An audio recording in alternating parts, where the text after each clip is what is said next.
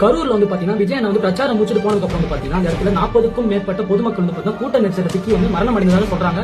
நியூஸ்லயும் பாத்துட்டு இருக்கோம். இந்த இடத்துல எனக்கு ஒரு டவுட்டுங்க. நான் வீடியோ கிளிப் காட்டுறேன். அந்த வீடியோ கிளிப் பாருங்க. மறக்காம பாருங்க. இந்த இடத்துல சுடிதார் போட்டு ஒருத்தவங்க அழுகுறாங்கல்ல, பாருங்க.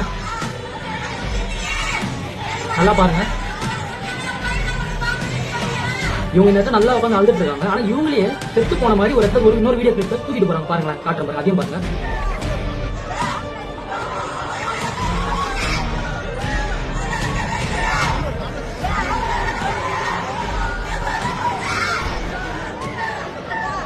இத பாருங்க, இவங்க தான் உட்காந்து அழுதுட்டு இருக்காங்க. அப்ப இவங்களே வந்து பாத்தீங்கன்னா நல்லா உட்காந்து அழுதுட்டு இருக்காங்க. ஆனா இவங்க எப்படி செத்து போன மாதிரி தூக்கிட்டு போறாங்க? இல்ல டெத் இன்க்ரீஸ் வந்து அதிகப்படுத்துறதுக்காக இந்த மாதிரி பண்றாங்களா இல்லன்னு தெரியல. மக்களே, டிவிக்கு விர்ச்சுவல் வாரியர்ஸ், நீங்க தான் வந்து இதை வந்து ஃபேக்ட் செக் கண்டுபிடிக்கணும். இது என்னன்னு உட்காந்து அழுதுட்டு இருக்காங்க. அப்புறம் வந்து பாத்தீங்கன்னா இவங்களே செத்து போன மாதிரி தூக்கிட்டு போறாங்க. அதே டேடி தான், அதே ட்ரெஸ், அதே பேஜ், எல்லாமே கிளியரா தெரிஞ்சு வீடியோ பாத்துருப்பீங்க.